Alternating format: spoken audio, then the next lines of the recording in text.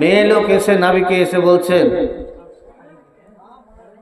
বলছেন, তাহের নিয়া রাসূলুল্লাহ ইন্নী জানাইতো, আল্লাহ পাকের নবী আমি নাপাক হয়ে গেছি, আমি জিনা করে নিয়েছি, আল্লাহ পাকের নবী আপনি আমাকে পবিত্র করে দেন, পাক করে দেন। নবী সাল্লাল্লাহু আলাইহি ওয়াসাল্লাম মুখটাকে ঘুরিয়ে নিলেন, আবার মুখের সামনে গিয়ে বলছেন, আল্লাহ পাকের নবী আমি নাপাক হয়ে গেছি, আমি অপবিত্র হয়েছি, আপনি আমাকে পাক করে দেন।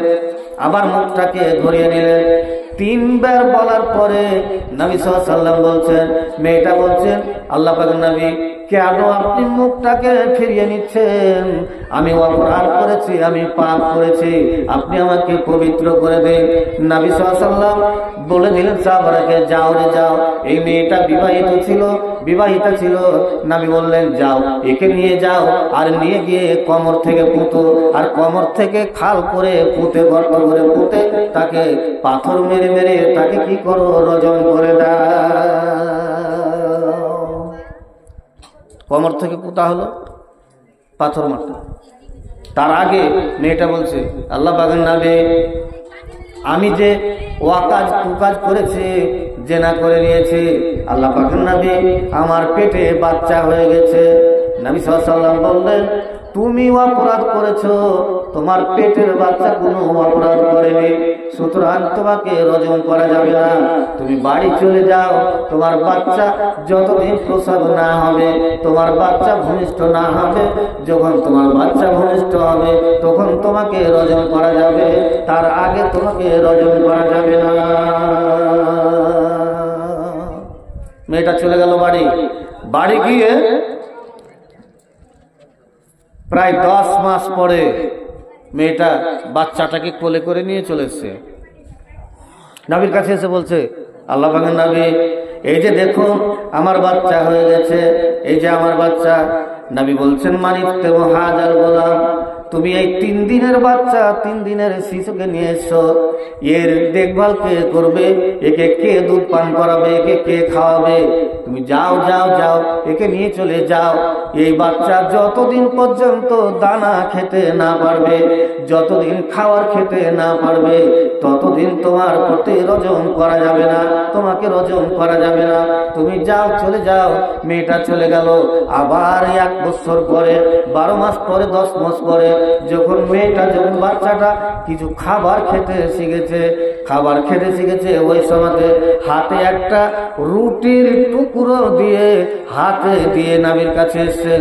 নবীকে বলছেন, আল্লাহ পাকের নবী এই যে দেখো আমার বাচ্চা দানা খেতে পাচ্ছে, আমার বাচ্চা রুটি খেতে পাচ্ছে, এই যে এবার বাচ্চাটা নিয়ে এসে এবার আপনি আমার ফয়সালাটা করে দেন। নিয়ে গেল, কোমর থেকে পুঁতে দেওয়া হলো, পাথর মারছে। রাগ মনে যার যেরকম রাগ আছে, রাগ মিটিয়ে দিচ্ছে। খালিদ বিন ওয়ালিদ বলে একজন সাহাবী, একটু রাগ বেশি, রাগের চোটে একটা বড় পাথর উঠিয়ে মাথাটা তাক করে মেরেছে। মাথাতে এমন ভাবে মেরেছে, মাথাটা ফুটো হয়ে রক্তর সিসকি খালিদ বিন ওয়ালিদের জামাতে লেগে গেছে। খালিদ বিন ওয়ালিদ মুখে চুকে গেল, গালি দিতে আরম্ভ করলো। নবী বললেন, কে ওটা? নবী বলছেন, আল্লাহ পাকের নবী আমি। কেন গালি দিচ্ছ? নবী বলছে, আল্লাহ পাকের নবী যেই মেয়েটা ওয়াকাজ কুকাজ করে এসছে, যেই মেয়েটা অপবিত্র, যে মেয়েটা জিনা করে এসছে, এই মেয়েটা এত খারাপ মেয়ে, এই মেয়েটার কারণে একে পাথর মারতে গিয়ে, রজম করতে গিয়ে ওর নাপাক রক্ত আমার জামাতে লেগে গেছে, ওর নাপাক রক্ত আমার শরীরে লেগেছে, এর নাপাক রক্তে আমার শরীরে জামাটা লেগে গেছে। সুতরাং একে যদি না বলবো তো কাকে আর বলবো, একে যদি গালি না দেবো তো কাকে আর দেবো? নবী সাল্লাল্লাহু আলাইহি ওয়াসাল্লাম বলছেন, লাকাদ তাওবা তাওবাতান লাউ জিয়াদা আলা আলিল মিনকুম সাবিনা নাফরান লাউ উজিজাত আনহুম। নবী সাল্লাল্লাহু আলাইহি ওয়াসাল্লাম বলছেন, জানো না খালিদ বিন ওয়ালিদ, জানো না রে, জানো না এই মেয়েটা 12 দিয়ে 24 মাস অর্থাৎ 2 বছরে এই মেয়েটা এত তওবা করেছে, এত তওবা করেছে, এত তওবা করেছে।